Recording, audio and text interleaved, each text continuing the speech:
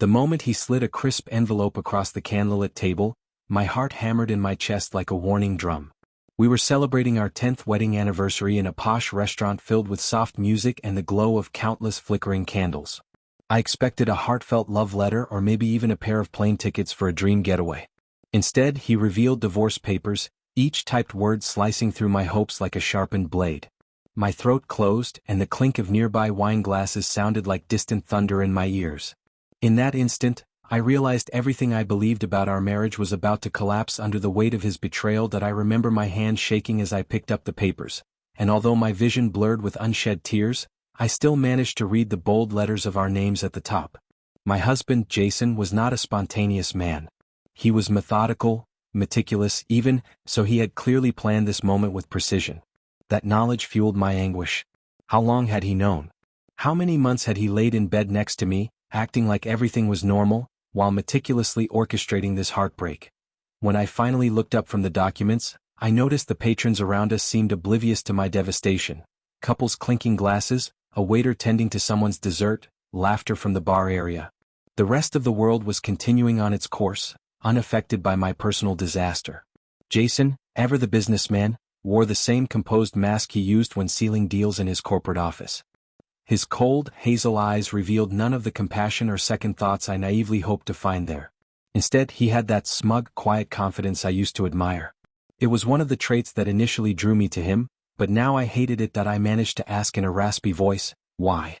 A single word, but it encapsulated a million questions I couldn't bring myself to articulate.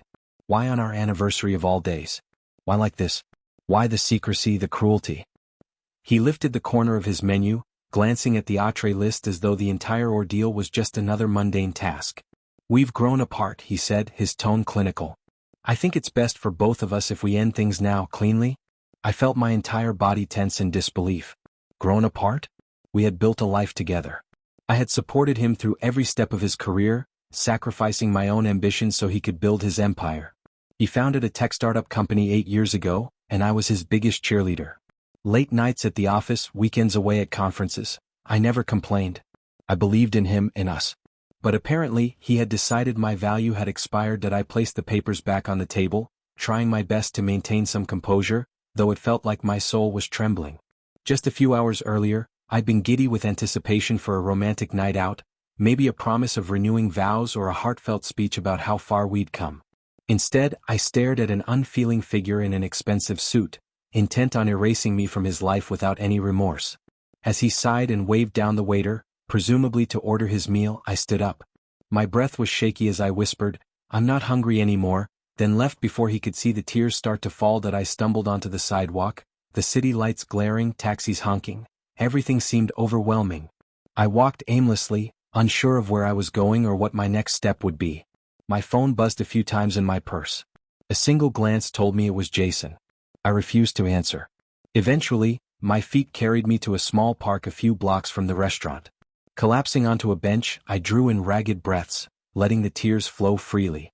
There was no use holding them back now. Our marriage was apparently a burden he was ready to cast aside. But the question that clawed at my heart was, what about me? Was I ready to let go without a fight? In the days that followed, the shock lingered like a dull ache.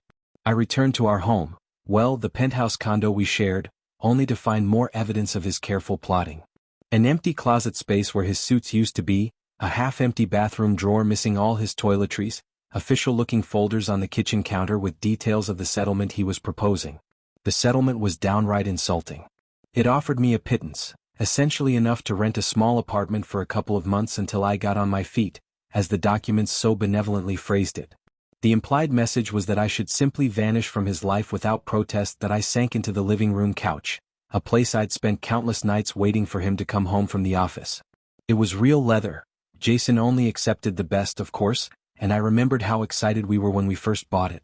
Leaning forward, I buried my face in my hands, thoughts ricocheting in my mind. Should I fight? Should I simply accept the scraps he threw my way and walk away? Part of me felt too exhausted and humiliated to face a drawn-out legal battle. Another part of me seethed with indignation, chanting that I deserved more. A day later, I received a phone call from my sister, Melissa. She had seen Jason's social media post, an announcement that he was transitioning into a new stage of his personal life while continuing to focus on corporate growth. It was typical Jason speak, sanitized and choreographed. Melissa asked me if I was okay, and the moment her gentle concern reached my ear, I started sobbing. She ended up driving to the penthouse that same evening, taking the keys out of my shaky hands, and insisting we go somewhere warm and private to talk. She took me to her apartment, tucked me into her guest room bed, and listened patiently as I recounted the anniversary fiasco. When I finished, she squeezed my hand. "You have to fight this," she said quietly, eyes blazing. "Don't let him stomp all over you. You've put your life on hold for him. Do you think he made all that money alone? No, he had you by his side every step of the way." Her words ignited a spark I'd forgotten existed within me. I felt a flicker of anger morphing into determination. The next morning, I spoke with an attorney that Melissa recommended. His name was Robert Miller, a forthright, experienced divorce lawyer. Over a phone call, I laid out the entire situation, how I'd supported Jason's endeavors, my lack of personal finances due to being a homemaker and part-time consultant for the early stages of his company. Robert didn't sugarcoat the uphill battle I might face, but he did confirm one important detail. If I had contributed to the startup financially or otherwise, I might have grounds to claim a stake in the business. This was a turning point. I remembered the long nights I spent drafting marketing strategies, networking at events, even stepping in as an unofficial office manager. I wasn't just a supportive spouse, I was an integral part of the company's foundation. Armed with that knowledge, a faint sense of hope flickered within me. I dug through old files, rummaging through boxes in the penthouse. I found old notebooks where I had written early pitch ideas. I unearthed outdated laptop drives containing email exchanges with Jason's initial clients. Each discovery reassured me that my role in his empire was not as invisible as he wanted the world to believe. If I was going to fight, I needed every scrap of evidence proving that his success was as much my doing as his own. Jason was annoyingly persistent in wanting me to sign the divorce papers without fuss. He left voicemails explaining how a clean break was best for us. In one message he said, "I'm prepared to give you enough to live comfortably for a while, so don't make this harder than it has to be." His condescending tone set my blood boiling. Live comfortably for a while? Did he think he could just hand me a consolation prize and push me out of the door like an old piece of furniture? I decided to meet him face to face in our penthouse to discuss the situation calmly, or at least attempt to. The moment he saw my expression, though, he knew I wasn't there to concede. "I have an attorney," I said simply, sitting down at the kitchen table. Jason's jaw tightened. He set down his phone, the screen still displaying stock market updates for his company like it was the only thing that mattered. "We can do this civilly," he said in a tone that implied I was the one being unreasonable. That I laid out my evidence on the table. Emails, marketing drafts, early business plans with my handwritten annotations. Jason's face paled a fraction when he realized how thorough I had been. "You contributed, sure," he said, his voice low. "But don't think you can take half the company just because you send a few emails." The casual dismissal stung, but it also reinforced my conviction. I told him I wasn't asking for half, I was demanding a fair share. He had used my labor, my creativity, my emotional support, all for free. If he wanted a divorce, he'd have to pay for those years I invested. That he tried to pivot, claiming that everything I did was a wife's duty or a hobby at best, but I refused to let that language stand. I reminded him that I'd put my own career on hold. I'd given up job offers to travel with him for investor meetings. I'd hosted dinners for his clients, pitched in to design the company's branding. Basically, I had been an unpaid co-founder. Jason's retort was laughable. "No one forced you," he snapped. "You were free to do what you wanted." The words spilled out of him so casually, and they stung more than I expected. Fueled by a mixture of heartbreak and resolve, I stood up and prepared to leave. Before walking out, I looked him in the eye and said, "You might be surprised what a few emails and a wife's duty can accomplish in court." Jason's sneer was the last thing I saw as I shut the door behind me. Over the next few weeks, I worked closely with Robert, my attorney, to build the strongest possible case. We documented every instance of my involvement in the company, from official tasks to intangible but crucial support. We emphasized how Jason's success hinged on the labor I had willingly provided, labor he now dismissed as trivial. Meanwhile, Jason's legal team tried to push a narrative that I was a mere housewife who occasionally helped, but didn't significantly impact the company's growth. It was infuriating to see my years of dedication condensed into a footnote. To gather more ammo, I started reaching out to people who knew the truth, former clients, early investors, even employees who remembered my role in the company's infancy. Some refused to get involved, worried about repercussions from Jason, who was now a well-known and influential figure in the tech world. But others were willing to speak up. One old investor, whom I'd driven 2 hours to pick up at an airport for a crucial pitch meeting, wrote a letter detailing how I had been the key reason he chose to invest. My professionalism and dedication had impressed him more than Jason's blustering confidence. That letter became a linchpin in our argument. The investor even wrote, her unwavering support gave Jason the freedom to focus on the product. Without her, I doubt the company would have succeeded as quickly. Reading those words validated my entire experience. It felt like someone was finally acknowledging my sacrifices. During this time, I also took the opportunity to reflect on the emotional side of our marriage. Where had things gone so wrong? Jason and I met when we were in our 20s, full of dreams and ambition. He wanted to start his own firm. I wanted to excel in marketing. We were a perfect match, or so it seemed. Over time, Jason's thirst for success overshadowed everything else. Romance died slowly, replaced by spreadsheets, pitch decks, and business dinners. I was too in love, and too busy supporting him, to notice the growing chasm between us. Now that realization crushed me, but it also liberated me. For years, I had been living in his shadow, content to let him be the star while I played a supporting role. But no more. Even if the divorce was final, I was determined to stand on my own 2 feet. And if that meant taking back what was rightfully mine, so be it. A month later, as the legal battle heated up, Jason tried a new tactic. He arranged a private meeting, texting me, "We need to talk, alone." Against my attorney's advice, I agreed. There was a part of me that still hoped for an amicable resolution, or at least an explanation that might grant me some closure. We met at a downtown cafe during off-peak hours, ensuring minimal eavesdropping. He arrived in a sleek suit, carrying an air of confidence that had once been alluring but now felt abrasive. After we ordered coffee, he leaned forward, lacing his fingers together. "Listen," he began, "we were married for a long time, and despite everything, I don't want this to get ugly." It already was ugly, but I let him continue. He proposed a settlement that was marginally better than before. Some cash plus the condo, though I'd have to cover the mortgage. In his eyes, it was generous. In mine, it was still a pittance compared to the fortune he had amassed using my efforts. I told him as much. His lips twisted into a grimace. "Don't do this," he warned, a hint of real threat in his voice. "The company is my baby, and I won't let you sabotage everything I've built." I refused to back down, calmly stating that I was well within my rights to claim a share as a co-founder, official or not. That's when he lost his composure and hissed, "I'll bury you with legal fees. I have the money to fight this for years. You'll walk away with nothing." His words were meant to intimidate, but they only hardened my resolve. "So be it," I replied, swallowing the fear that clenched my stomach. "If you want a war, you'll get one." I grabbed my purse and left him sitting there, coffee growing cold. My hands shook from the encounter, but my determination didn't waver. I knew the fight would be fierce, but I was done being bullied. With the hearing date set, I redoubled my efforts. Robert and I compiled every shred of evidence we had, building a case that clearly demonstrated my integral role in the company's establishment and early expansion. We pointed out how the equity had been distributed solely in Jason's name, despite my direct contributions. We uncovered old communications where Jason referred to me as his partner in all things, even asking me to sign NDAs with potential investors. The more we uncovered, the clearer it became that my name should have been on the official paperwork from day one. On the personal front, I had my share of sleepless nights, anxiety attacks, and tearful episodes. The toll of the fight was immense.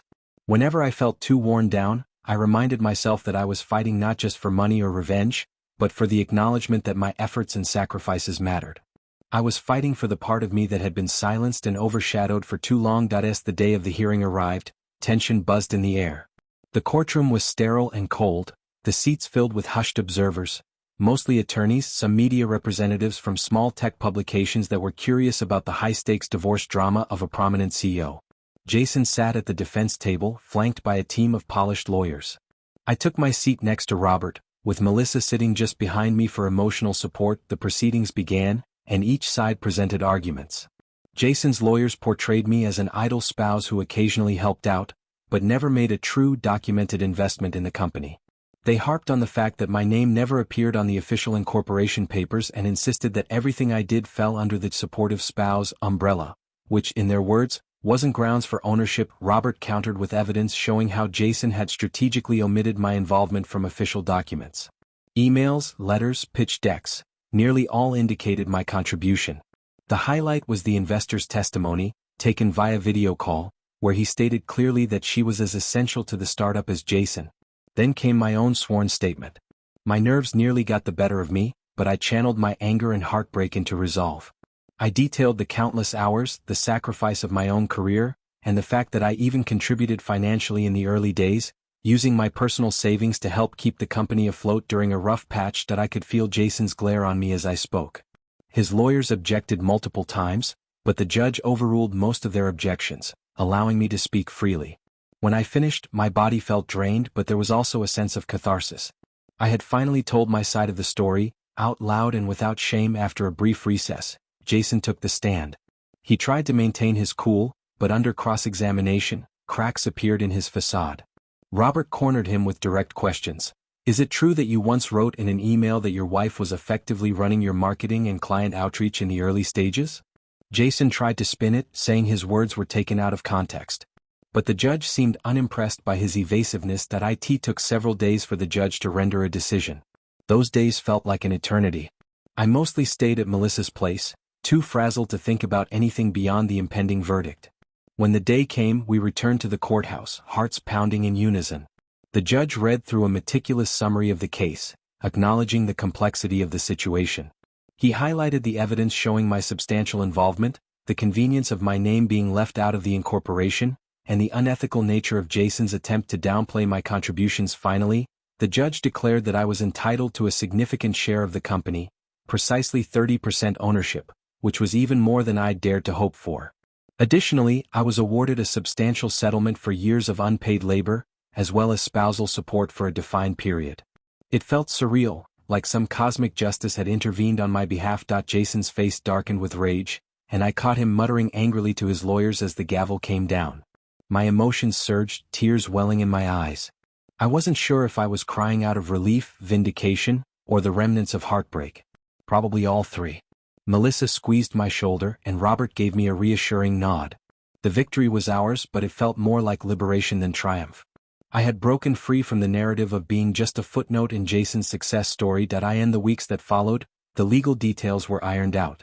I became a minority shareholder with voting rights in Jason's company, effectively making me a player in the corporate governance structure.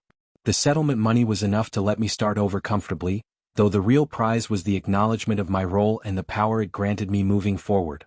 If Jason wanted to run the company, he now had to contend with me. I took a certain satisfaction in knowing that he couldn't just ignore or dismiss me anymore. However, the drama didn't end there. Jason tried to undermine my position as a shareholder, spreading rumors that I was incompetent and vengeful. He attempted to pass new corporate bylaws that would limit minority shareholders' power, but I was prepared. I hired a corporate lawyer who specialized in minority shareholder rights, and I didn't hesitate to push back. Ironically, this cat-and-mouse game forced me to learn a great deal about corporate law and finance. Suddenly, I found myself attending board meetings, reading reports, and collaborating with other shareholders. It was daunting but also exhilarating. I was finally putting my own intelligence and skills to use for my own benefit. One pivotal moment came when the company was on the verge of a major merger. Jason tried to rally support from other shareholders to push the merger through quickly. He believed the merger would inflate the company's value and boost his own worth. On paper, it looked like a decent deal, but I suspected something was off, specifically, that Jason had negotiated a side arrangement for himself, ensuring he'd receive a colossal payout at the expense of other stakeholders. Digging into the merger proposal, I discovered hidden clauses that would undermine minority shareholders, effectively decreasing the long-term profitability for me and others, while giving Jason an exit option worth millions more than what we'd each get proportionately. I confronted Jason about it in a private board meeting. His face turned a dangerous shade of red, but he tried to bluff his way out, claiming I didn't understand the complexities. However, I had come prepared with analyses from independent experts.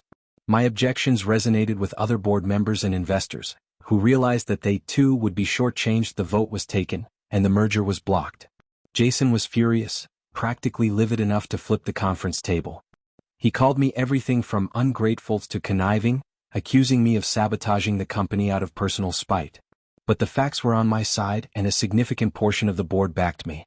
In that moment, I recognized how far I'd come from being the trembling wife who found divorce papers in the middle of an anniversary dinner. Now, I was a force to be reckoned with in a realm Jason once commanded. A lone word of Jason's shady dealings began to circulate among industry insiders. He faced growing distrust, and some key employees left the company, unwilling to work under a CEO who might be putting his own interests above theirs. The board demanded more transparency and checks on Jason's decisions. Suddenly, the empire he had built was no longer his personal sandbox. The presence of a strong minority shareholder, me, alongside other emboldened board members meant he had to operate with accountability. My ultimate success came not just from the legal settlement, but from realizing my own capacity to adapt and flourish. I had been so deeply entangled in Jason's narrative that I never saw myself as a leading character in my own story. Now, with a stake in the company, a newly found assertiveness, and the unwavering support of my sister and friends, I felt unstoppable. I poured a portion of my settlement money into a business I'd always dreamed of starting, a boutique marketing consultancy. The impetus? If I could drive Jason's company to success, I could certainly leverage my skills for myself and other entrepreneurs who needed honest, tailored guidance. Balancing my new consultancy with my shareholder responsibilities was challenging, but thrilling. During the day, I met with my own clients, developing their brands, helping them strategize marketing campaigns, or building investor presentations.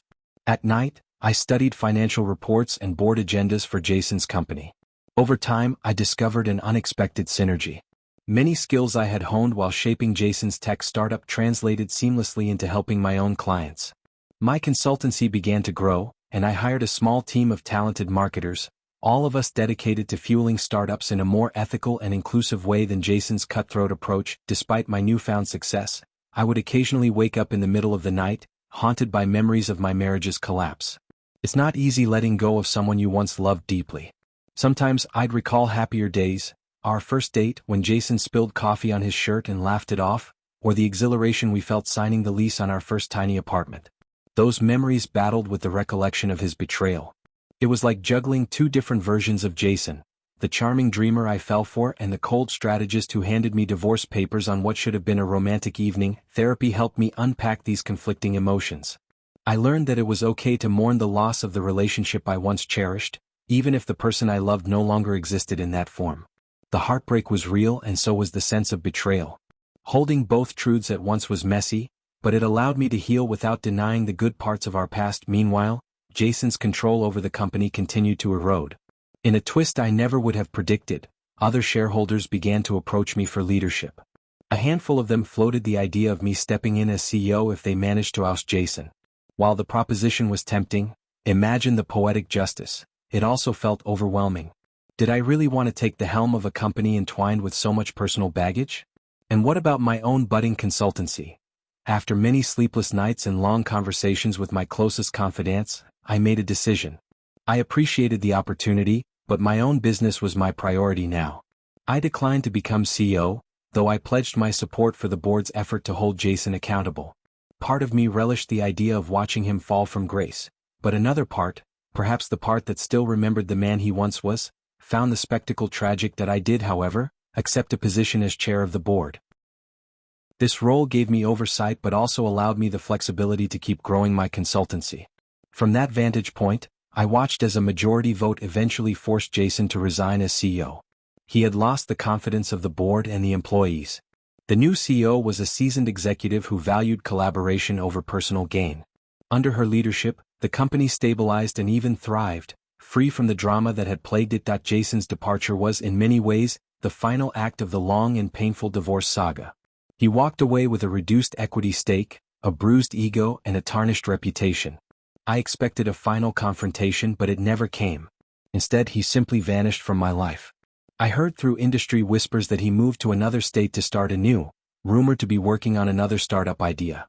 Part of me wondered if he would repeat the same destructive patterns, but I tried not to dwell on it. He was no longer my responsibility. With that chapter closed, I immersed myself fully in my own path. My marketing consultancy flourished, and I launched a scholarship program for young women looking to break into tech and entrepreneurship. I started speaking at conferences, sharing my story, not to shame Jason but to highlight the importance of recognizing and valuing invisible labor, especially in a relationship. The response was overwhelmingly positive. Many women approached me confessing that they too felt overshadowed or undercredited in their marriages or workplaces. It felt good to know that my painful experience could serve as a cautionary tale and a beacon of hope for others. That as for the 30% stake I held in Jason's former company, it turned into a steady stream of dividends. Whenever I received those dividend checks, I'd deposit them with a certain ironic satisfaction, recalling how Jason once thought he could cast me aside like a minor inconvenience. Life has its twists, and sometimes karma does work in mysterious ways. Time moved on, and my life reached a sense of equilibrium I hadn't experienced in years. No more constantly looking over my shoulder, no more legal battles, no more feeling unappreciated. I began to genuinely smile again, laughed freely with friends, spent quality time with my sister, and even ventured back into dating, albeit cautiously. I wasn't the same person I'd been before.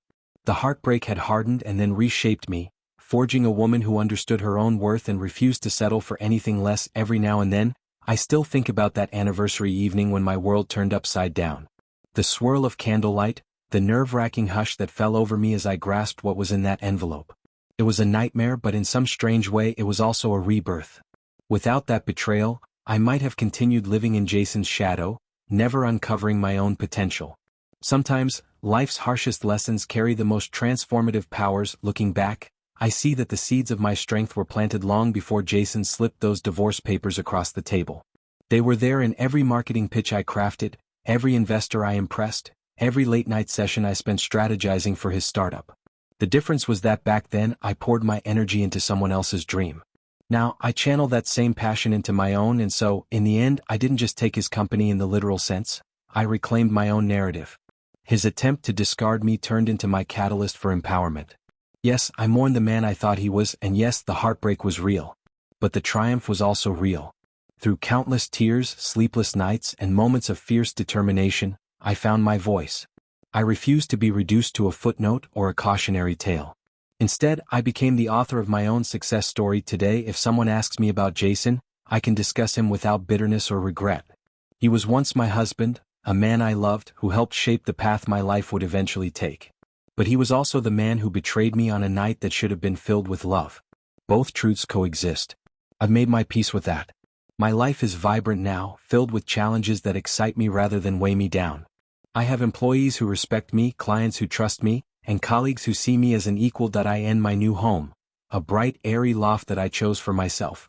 I keep a small memento from my old life, the candle that flickered on our anniversary table. I found it later, tucked away in a box Jason left behind. Sometimes I light it and watch the flame dance, reflecting on how something that once symbolized romance came to represent heartbreak and eventually rebirth. The candle flickers, the shadows shift, and I am reminded that even in darkness, a spark of hope remains.